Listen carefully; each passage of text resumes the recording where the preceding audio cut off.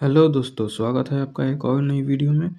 तो आज की इस वीडियो में हम बोर्ड परीक्षा 12वीं के लिए जो महत्वपूर्ण प्रश्न हैं उनको हम देखेंगे।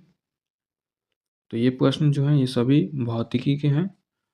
तो चलिए अब अपना हम प्रश्न देखते हैं।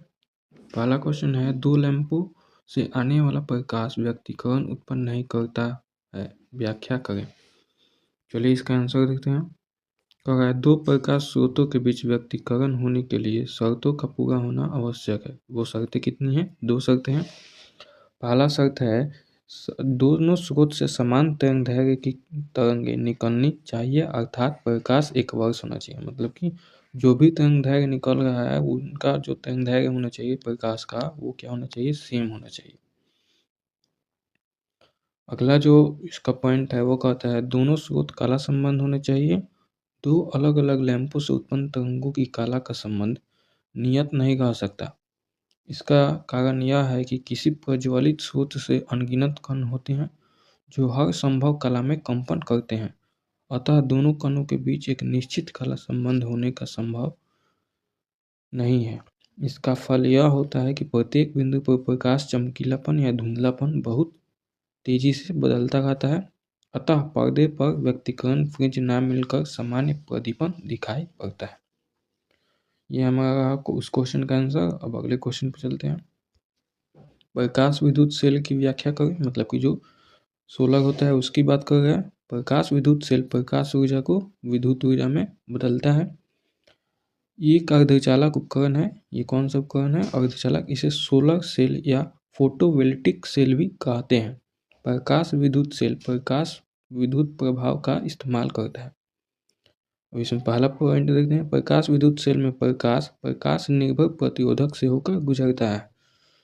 अगला पॉइंट है, प्रकाश विद्युत सेल से गुजरने वाली बिजली की मात्रा उस प्रकाश की विद्युत पर निर्भर नहीं करती जो सेल से होकर गुजरती है। अगला पॉइंट देखते हैं। प्रकाश विद्युत सेल एक निश्चित स्तर तापमान पर ही बिजली पैदा करता है। मतलब उसको जब धूप मिलेगा तभी वो काम करेगा, नहीं तो नहीं काम करेगा। प्रकाश विद्युत सेल प्रकाश सूचकांक का काम भी करता है। अगला प्रश्न देखते हैं। नाभिक का घनत्व परमाणु के घनत्व से अधिक होता है, क्यों? इसका आंसर देते हैं। न्यूट्रॉन और प्रोटॉन मिलकर नाभिक बनाते हैं। नतीजतः मतलब कि जिसके कारण प्रत्येक तत्व की अपनी परमाणु संख्या होती है जो नाभिक में प्रोटॉन की संख्या के बराबर होती है। अतः नाभिक का घनत्व परमाणु से ज़्यादा होता है, क्योंकि जो नाभिक में होते हैं प्रोटॉन और न्यूट्रॉन होते हैं, जिसके कारण उनका भाग ज़्यादा होने से जो परमाणु का घनत्व होता है वो कम हो जाता है नाभिक के घनत्व से। इसमें पहला पॉइंट कहता है, नाभिक में प्रोटॉन और न्यूट्रॉन होते हैं। नाभिक का व्यास परमाणु के व्यास से बहुत कम होता है। इसके दो कारण हैं। नाभिक की खोज अर्नेस्ट रदरफोर्ड ने 1911 में की थी। नाभिक में पाए जाने वाले न्यूट्रॉन का आवेश उदासीन होता है, जबकि प्रोटॉन का आवेश सकारात्मक होता है। इतने पॉइंट्स दोस्तों आपके एग्जाम के लिए बहुत हैं। आप इनमें से जो मन करे वो याद कर लीजिए। तो इसीलिए मैंने सभी पॉइंट्स को इसमें कवर किया है। रेडियो एक्टिव विघटन एवं रेडियो विखंडन में अंतर स्पष्ट करें। आंसर इसका कहता है, रेडियो एक्टिव विघटन और नाभिकीय विखंडन में अंतर निम्नलिखित है। रेडियो एक्टिव विघटन एक स्वतः स्फूर्त प्रक्रिया है, वहीं नाभिकीय विखंडन में न्यूट्रॉन की बमबारी करानी पड़ती है। फिर इसका अगला पॉइंट है, रेडियो एक्टिव विघटन की दर को नियंत्रित नहीं किया जा सकता, वहीं नाभिकीय विखंडन की दर को नियंत्रित किया जा सकता है। रेडियो एक्टिव विघटन से ऊर्जा निकलती है, वहीं नाभिकीय विखंडन से भी ऊर्जा निकलती है, जिसे नाभिकीय ऊर्जा कहते हैं। अब अगला क्वेश्चन चलिए देखते हैं। कूलाम को परिभाषित करें। कूलाम विद्युत धारा का मात्रक है। आवेश प्रवाह की दर को विद्युत धारा कहते हैं।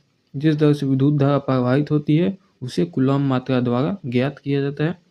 कूलाम को हम लोग सामान्यतः Q से सूचित करते हैं और यह एक तरह का आवेश है, आवेश का मात्रक है। अगला आप क्वेश्चन देखते हैं। लॉजिक गेट किसे कहते हैं? चलिए इसका आंसर देखते हैं।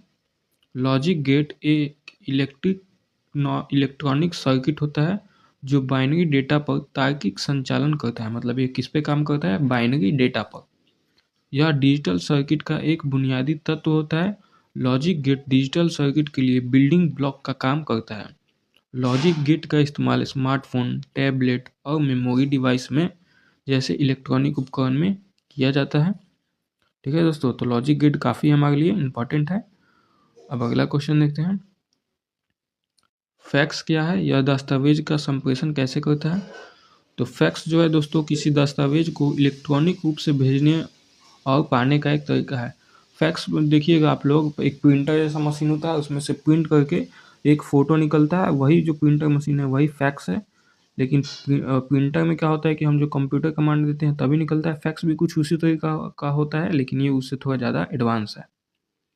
फिर अगला पॉइंट कहता है यह काम कैसे करता है। उसका आंसर, यह टेलीफोन लाइन या इंटरनेट के जरिए काम करता है। फैक्स मशीन दस्तावेज को स्कैन करके उसे डिजिटल फॉर्मेट में बदल देती है। फिर इस डिजिटल फॉर्मेट को फ़ोन लाइन या इंटरनेट के जरिए प्राप्तकर्ता की फैक्स मशीन पर भेजा जाता है। वहाँ यह डिजिटल फॉर्मेट फिर से भौतिक दस्तावेज में बदल जाता है और प्रिंट हो जाता है। मतलब फिर तो पहले भौतिक में आएगा, वो फिर किस में बदलेगा? डिजिटल में। फिर डिजिटल से जब भेज लेंगे तो फिर वो डिजिटल वाला है वो फिर किस में बदलेगा? भौतिक में। अब अगला प्रश्न देखते हैं। दशमलव संख्या 25 का द्विआधारी संख्या में परिवर्तित करें। द्विआधारी संख्या मतलब बाइनरी बोल रहा है, बाइनरी। चलिए इसका आंसर देखते हैं। दशमलव संख्या 25 को द्विआधारी संख्या में बदलने पर ये 11001 प्राप्त होता है। दशमलव संख्या को द्विआधारी संख्या में बदलने का तरीका चलिए अब हम लोग देखते हैं। दशमलव संख्या को सबसे पहले हम 2 से भाग दें। भागफल को अगले चरण के लिए लाभांश के रूप में इस्तेमाल करें। जैसे कि 3 में 2 से भाग करेंगे तो 1 है, तो उसे हम अगले बार इस्तेमाल करेंगे। इस प्रक्रिया को तब तक दोहराएं जब तक भागफल 0 ना हो जाए। मतलब कि जब ऐसा हम तब तक करेंगे जबकि भागफल 0 ना हो जाए। शेष को नीचे से ऊपर की ओर लिखें, इससे दशमलव संख्या का बाइनरी समतुल्य प्राप्त होगा। ठीक है दोस्तों, इसको आप लोग 1-2 बार जरूर प्रैक्टिस कर लीजिएगा। इससे ऑब्जेक्टिव और सब्जेक्टिव दोनों में ही क्वेश्चन आते ही हैं। अगला प्रश्न हम देखते हैं। और गेट की सत्यता तालिका लिखें। तो इसका आंसर चलिए यहाँ पे दिया गया है। ये आपका और गेट है, ये आउटपुट है, ये इनपुट ए है और ये इनपुट बी है। इसकी तालिका चलिए अब हम आपको दिखाते हैं। पहले देखते हैं कि मान के चलिए इनपुट 0 है, मतलब इनपुट कुछ नहीं है, और बी में भी इनपुट कुछ नहीं है, तो इसका आउटपुट भी 0 होगा। अगर किसी एक में भी इनपुट होगा तो उसका इनपुट 1 देगा। जैसे देखिए यहाँ पे बी में इनपुट है तो 1 दे दिया, लेकिन ए में नहीं है। फिर देखिए यहाँ पे ए में है, बी में नहीं है, तब भी आउटपुट 1 दे दिया। अगर दोनों में भी 1-1 है तब भी आउटपुट कितना देगा? 1 ही देगा। ये होता है आपका और गेट। हर गेट अलग अलग होता है और गेट से क्वेश्चन आते ही हैं, आप लोग जरूर इसे ध्यान में रखिएगा। अगला क्वेश्चन देखते हैं। हाइगेंस के तरंग सिद्धांत का वर्णन करें। हाइगेंस के तरंग सिद्धांत के मुताबिक प्रकाश तरंगों के रूप में चलता है। हाइगेंस के सिद्धांत के मुताबिक प्रकाश स्रोत से निकलने वाली सभी दिशाओं में प्रकाश की रफ्तार से चलती है। हाइगेंस के सिद्धांत के मुताबिक दोस्तों क्या होता है, प्रकाश स्रोत जो होता है आसपास के सभी बिंदु स्रोतों के नए स्रोत पर बन जाते हैं। ठीक है, और हाइगेंस के सिद्धांत के मुताबिक प्रकाश जो है ईथर नाम के अंदर चलता है। मतलब प्रकाश जो होता है वो किस में चलता है? ईथर में चलता है। ठीक है दोस्तों, तो आज की वीडियो में इतना है। मिलते हैं अगली वीडियो में। तब तक के लिए चैनल को लाइक, सब्सक्राइब और शेयर जरूर करें। Thank you.